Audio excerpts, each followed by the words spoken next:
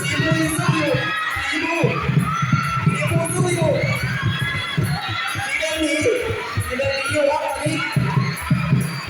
โอ้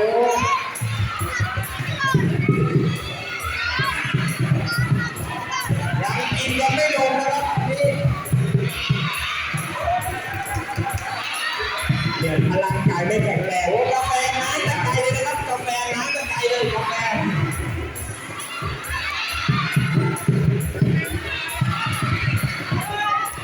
โอ้ยอมใจเลยครับนักกีฬาสุดยอดมากนะครับใจสู้มากๆนะครับสีบัวนักกีฬาสุดยอดมากครับไม่เสียแรงนะครับ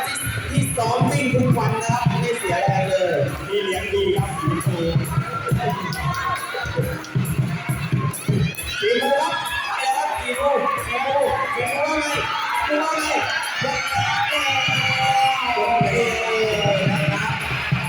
ดแรงนะครับโอ้เก่งมากครับเก่งมากเลยได้2 สีนะครับ